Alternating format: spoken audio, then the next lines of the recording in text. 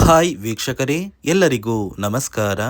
ನೋಡಿ, ಗೃಹಲಕ್ಷ್ಮಿ ಯೋಜನೆಯ ಪ್ರತಿಯೊಂದು ಫಲಾನುಭವಿಗಳಿಗೆ ದಸರಾ ಹಬ್ಬದ ಪ್ರಯುಕ್ತ ಈಗಾಗಲೇ ಸರ್ಕಾರ 3 ತಿಂಗಳ ಗೃಹಲಕ್ಷ್ಮಿ ಯೋಜನೆಯ ಒಟ್ಟು 6,000 ಹಣನ ಫಲಾನುಭವಿಗಳ ಬ್ಯಾಂಕ್ ಖಾತೆಗೆ ಸರ್ಕಾರ ಜಮಾ ಮಾಡಿದೆ. ಹೌದು ವೀಕ್ಷಕರೇ, ಈಗಾಗಲೇ ಗೃಹಲಕ್ಷ್ಮಿ ಯೋಜನೆಯ 22ನೇ ಕಂತಿನ ಹಣ, 23ನೇ ಕಂತಿನ ಹಣ ಫಲಾನುಭವಿಗಳಿಗೆ ಜಮಾ ಆಗಿದೆ. ಕೆಲವೊಂದು ಫಲಾನುಭವಿಗಳಿಗೆ 24ನೇ ಕಂತಿನ ಹಣ ಕೂಡ ಜಮಾ ಆಗಿದೆ. ಅದೇ ರೀತಿ ನಾಳೆ ಶನಿವಾರ ಅಕ್ಟೋಬರ್ 4ರಂದು ಕರ್ನಾಟಕದ 23 ಜಿಲ್ಲೆಗಳ ಪ್ರತಿಯೊಂದು ಫಲಾನುಭವಿಗಳಿಗೆ ಈ 6,000 ಹಣನ ಸರ್ಕಾರ ಜಮಾ ಮಾಡ್ತಾ ಇದ್ದು, ಬನ್ನಿ ವೀಕ್ಷಕರೇ, ಸರ್ಕಾರದಿಂದ ಬಂದಿರುವಂತಹ ಈ ಒಂದು ಮಾಹಿತಿ ಏನು ಅಂತ ನಾನು ನಿಮಗೆ ತಿಳಿಸ್ಕೊಡ್ತಾ ಇದ್ದೀನಿ. ಅದಕ್ಕಿಂತ ಮೊದಲು ನೋಡಿ ವೀಕ್ಷಕರೇ, ನೀವೇನಾದ್ರೂ ಇನ್ನೂ ಕೂಡ ನನ್ನ ಚಾನಲ್ನ ಸಬ್ಸ್ಕ್ರೈಬ್ ಆಗಿಲ್ಲ ಅಂದರೆ ದಯವಿಟ್ಟು ಪ್ರತಿಯೊಬ್ಬರು ಚಾನಲ್ನ ಸಬ್ಸ್ಕ್ರೈಬ್ ಮಾಡ್ಕೊಳ್ಳಿ. ಹಾಗೆ ವಿಡಿಯೋಗೆ ಒಂದು ಲೈಕ್ನ ಕೊಡಿ. ಹೌದು ವೀಕ್ಷಕರೇ, ಗೃಹಲಕ್ಷ್ಮಿ ಯೋಜನೆಯ ಪ್ರತಿಯೊಂದು ಫಲಾನುಭವಿಗಳಿಗೆ ಸರ್ಕಾರದಿಂದ ದಸರಾ ಹಬ್ಬದ ಪ್ರಯುಕ್ತ ಈಗಾಗಲೇ 3 ತಿಂಗಳ ಗೃಹಲಕ್ಷ್ಮಿ ಯೋಜನೆಯ 6,000 ಹಣನ ಜಮಾ ಮಾಡಿದೆ. ನಿಮ್ಮ ಬ್ಯಾಂಕ್ ಖಾತೆಗೆ ಕೆಲವೊಂದು ಫಲಾನುಭವಿಗಳು 22ನೇ ಕಂತಿನ ಹಣ ಮತ್ತು 23ನೇ ಕಂತಿನ ಹಣನ ಪಡ್ಕೊಂಡಿದ್ದೀರಾ. ಇನ್ನು ಕೂಡ ಕೇವಲ ಕೆಲವೇ ಫಲಾನುಭವಿಗಳಿಗೆ 24ನೇ ಕಂತಿನ ಹಣನ ಕೂಡ ಸರ್ಕಾರ ಜಮಾ ಮಾಡಿದ್ದು, ನಿಮ್ಮ ಬ್ಯಾಂಕ್ ಖಾತೆಗೂ ಕೂಡ ಸರ್ಕಾರ ಅಕ್ಟೋಬರ್ 4 ಅಂದರೆ ಶನಿವಾರದಿಂದ ಗೃಹಲಕ್ಷ್ಮಿ ಯೋಜನೆಯ 3 ತಿಂಗಳ 6,000 ಹಣನ 23 ಜಿಲ್ಲೆಗಳಿಗೆ ಜಮಾ ಮಾಡ್ತಾ ಇದೆ. ಅದೇ ರೀತಿ ಈ ಬಾರಿ ನಿಮ್ಮ ಬ್ಯಾಂಕ್ ಖಾತೆಗೆ ಹಣ ಜಮಾ ಆಗಬೇಕು ಅಂದರೆ ಕಡ್ಡಾಯವಾಗಿ ನೀವು 5 ಹೊಸ ನಿಯಮಗಳನ್ನ ಪಾಲಿಸಬೇಕು ಅಂತ ಹಣಕಾಸು ಇಲಾಖೆ ಮುಖ್ಯವಾದ ಮಾಹಿತಿನ ಕೊಟ್ಟಿದೆ. ಹಾಗಾದರೆ ಬನ್ನಿ ವೀಕ್ಷಕರೇ, ಆ ನಿಯಮಗಳು ಏನು ಅಂತ ಕೂಡ ನಾನು ನಿಮಗೆ ತಿಳಿಸ್ಕೊಡ್ತಾ ಇದ್ದೀನಿ. ಅದಕ್ಕಿಂತ ಮೊದಲು ನಾಳೆ ಶನಿವಾರ ಅಕ್ಟೋಬರ್ 4ರಂದು ಕರ್ನಾಟಕದ ಯಾವ 23 ಜಿಲ್ಲೆಗಳಿಗೆ ಗೃಹಲಕ್ಷ್ಮಿ ಯೋಜನೆಯ 3 ತಿಂಗಳ 6,000 ಹಣ ಜಮಾ ಆಗಲಿದೆ ಅಂದರೆ ನೋಡಿ ವೀಕ್ಷಕರೇ, ಮೊದಲಿಗೆ ಬೆಂಗಳೂರು ನಗರ, ಬೆಂಗಳೂರು ಗ್ರಾಮಾಂತರ, ಚಿಕ್ಕಬಳ್ಳಾಪುರ, ಚಿತ್ರದುರ್ಗ, ಕೋಲಾರ, ಶಿವಮೊಗ್ಗ, ತುಮಕೂರು, ಚಾಮರಾಜನಗರ, ಚಿಕ್ಕಮಗಳೂರು, ದಕ್ಷಿಣ ಕನ್ನಡ, ಹಾಸನ, ಮೈಸೂರು, ಮಂಡ್ಯ, ಉಡುಪಿ, ಬಾಗಲಕೋಟೆ, ಬೆಳಗಾವಿ, ವಿಜಯಪುರ, ಧಾರವಾಡ, ಗದಗ, ಹಾವೇರಿ, ಉತ್ತರ ಕನ್ನಡ, ಬಳ್ಳಾರಿ, ಕಲಬುರಗಿ, ರಾಯಚೂರು, ಯಾದಗಿರಿ ಮತ್ತು ವಿಜಯನಗರ.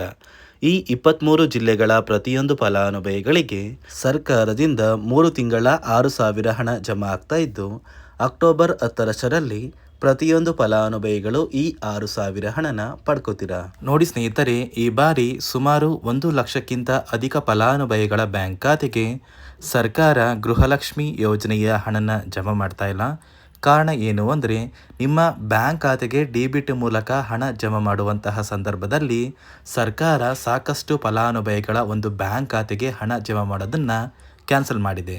ಯಾಕಂದರೆ ಇತ್ತೀಚೆಗೆ ಹಣಕಾಸು ಇಲಾಖೆ ಜಾರಿಗೆ ತಂದಿರುವ 5 ನಿಯಮಗಳ ಆಧಾರದ ಮೇಲೆ ಪ್ರತಿಯೊಂದು ಫಲಾನುಭವಿಗಳಿಗೆ ಸರ್ಕಾರ ಈ ಒಂದು ಹಣನ ಜಮಾ ಮಾಡ್ತಾ ಇದ್ದು, ಯಾರೆಲ್ಲ ಫಲಾನುಭವಿಗಳು ಈ ನಿಯಮಗಳನ್ನ ಪಾಲಿಸಿಲ್ಲ, ನಿಮ್ಮ ಬ್ಯಾಂಕ್ ಖಾತೆಗೂ ಕೂಡ ಹಣ ಜಮಾ ಆಗೋದಿಲ್ಲ. ಹಾಗಾದರೆ ಬನ್ನಿ ಸ್ನೇಹಿತರೆ, ಸರ್ಕಾರ ಜಾರಿಗೆ ತಂದಿರುವ ಆ 5 ಹೊಸ ನಿಯಮಗಳು ಏನು ಅಂತ ನಾನು ನಿಮಗೆ ತಿಳಿಸ್ಕೊಡ್ತಾ ಇದ್ದೀನಿ. ನೋಡಿ ಸ್ನೇಹಿತರೆ, ಮೊದಲನೆಯ ಒಂದು ನಿಯಮ ಬಂದು, ಸಾಕಷ್ಟು ಫಲಾನುಭವಿಗಳು ಹೊಂದಿರುವಂತಹ ಒಂದು ರೇಷನ್ ಕಾರ್ಡ್ ಏನಿದೆ, ಆ ಒಂದು ರೇಷನ್ ಕಾರ್ಡ್ನ ಮನೆಯ ಸದಸ್ಯರ ಪ್ರತಿಯೊಬ್ಬರ ಒಂದು ಆಧಾರ್ ಕಾರ್ಡ್ನ ನಿಮ್ಮ ರೇಷನ್ ಕಾರ್ಡ್ಗೆ ಕಡ್ಡಾಯವಾಗಿ ಲಿಂಕ್ ಮಾಡಿಸ್ಬೇಕು.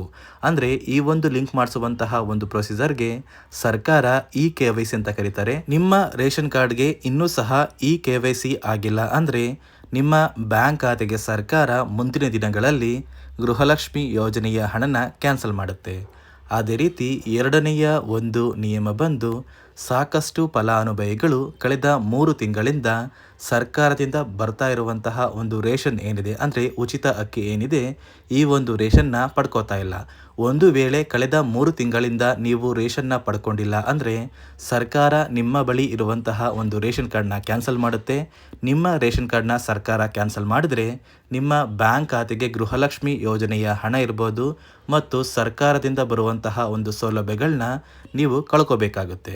ಅದೇ ರೀತಿ ಮೂರನೆಯ ಒಂದು ನಿಯಮ ಬಂದು, ನೋಡಿ ಸ್ನೇಹಿತರೆ, ನಿಮ್ಮ ಬಳಿ ಇರುವಂತಹ ಒಂದು ಆಧಾರ್ ಕಾರ್ಡ್ ಏನಿದೆ, ಆ ಒಂದು ಆಧಾರ್ ಕಾರ್ಡ್ನ ಕಳೆದ 15 ವರ್ಷಗಳಲ್ಲಿ ನೀವು ಯಾವುದೇ ರೀತಿಯ ಒಂದು ತಿದ್ದುಪಡಿನ ಮಾಡಿಸಿಲ್ಲ ಅಂದರೆ ನಿಮ್ಮ ಬ್ಯಾಂಕ್ ಖಾತೆಗೆ ಸರ್ಕಾರ ಗೃಹಲಕ್ಷ್ಮಿ ಯೋಜನೆಯ ಹಣನ ಕ್ಯಾನ್ಸಲ್ ಮಾಡುತ್ತೆ. ಯಾಕಂದರೆ ಸರ್ಕಾರದಿಂದ ಬಂದಿರುವಂತಹ ಒಂದು ಆದೇಶದ ಪ್ರಕಾರ ಪ್ರತಿಯೊಂದು ಫಲಾನುಭವಿಗಳು ಕಳೆದ 15 ವರ್ಷಗಳಲ್ಲಿ ಯಾವುದೇ ರೀತಿಯ ಒಂದು ತಿದ್ದುಪಡಿನ ನಿಮ್ಮ ಆಧಾರ್ ಕಾರ್ಡ್ಗೆ ನೀವು ಮಾಡಿಸಿಲ್ಲ ಅಂದರೆ ಕಡ್ಡಾಯವಾಗಿ ಆದಷ್ಟು ಬೇಗ ನಿಮ್ಮ ಆಧಾರ್ ಕಾರ್ಡ್ಗೆ ತಿದ್ದುಪಡಿನ ಮಾಡಿಸಿ.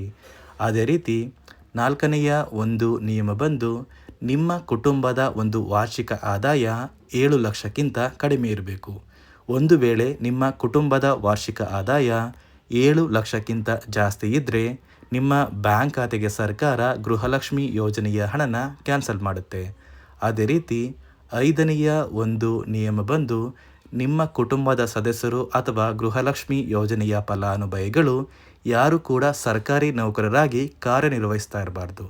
ಒಂದು ವೇಳೆ ನಿಮ್ಮ ಕುಟುಂಬದಲ್ಲಿ ಯಾರೇ ಆಗಿದ್ರೂ ಸರ್ಕಾರಿ ನೌಕರರಾಗಿ ಕಾರ್ಯನಿರ್ವಹಿಸ್ತಾ ಇದ್ದರೆ ನಿಮ್ಮ ಬ್ಯಾಂಕ್ ಖಾತೆಗೆ ಗೃಹಲಕ್ಷ್ಮಿ ಯೋಜನೆಯ ಹಣ ಕ್ಯಾನ್ಸಲ್ ಆಗುತ್ತೆ. ಈ 5 ನಿಯಮಗಳ ಆಧಾರದ ಮೇಲೆ ಪ್ರತಿಯೊಂದು ಫಲಾನುಭವಿಗಳಿಗೆ ಸರ್ಕಾರ ಹಣ ಜಮಾ ಮಾಡ್ತಾ ಇದೆ. ಒಂದು ವೇಳೆ ನೀವು ಈ 5 ನಿಯಮಗಳನ್ನ ಪಾಲಿಸಿಲ್ಲ ಅಂದರೆ ನೀವು ಕೂಡ ಗೃಹಲಕ್ಷ್ಮಿ ಯೋಜನೆಯ ಹಣದಿಂದ ವಂಚಿತರಾಗಬೇಕಾಗುತ್ತೆ. ನೋಡಿ ವೀಕ್ಷಕರೇ, ನಾಳೆ ಶನಿವಾರ ಅಕ್ಟೋಬರ್ 4ರಿಂದ ಕರ್ನಾಟಕದ 23 ಜಿಲ್ಲೆಗಳಿಗೆ ಈಗಾಗಲೇ ಸರ್ಕಾರ 3 ತಿಂಗಳ 6,000 ಹಣನ ಜಮಾ ಮಾಡ್ತಾ ಇದ್ದು ಆದಷ್ಟು ಬೇಗ ಪ್ರತಿಯೊಬ್ಬರೂ ಪಡ್ಕೋತೀರಾ ಅಂತ ಹೇಳ್ತಾ ಇದಿಷ್ಟು ಸರ್ಕಾರದಿಂದ ಬಂದಿರುವಂತಹ ಒಂದು ಮಾಹಿತಿಯಾಗಿದೆ. ನಾನು ಕೊಟ್ಟಿರುವಂತಹ ಮಾಹಿತಿ ನಿಮಗೆ ಇಷ್ಟ ಆಗಿದ್ದಲ್ಲಿ ದಯವಿಟ್ಟು ಪ್ರತಿಯೊಬ್ಬರೂ ನನ್ನ ಚಾನಲ್ನ ಸಬ್ಸ್ಕ್ರೈಬ್ ಮಾಡ್ಕೊಳ್ಳಿ, ಹಾಗೆ ವಿಡಿಯೋಗೆ ಒಂದು ಲೈಕ್ನ ಕೊಡಿ.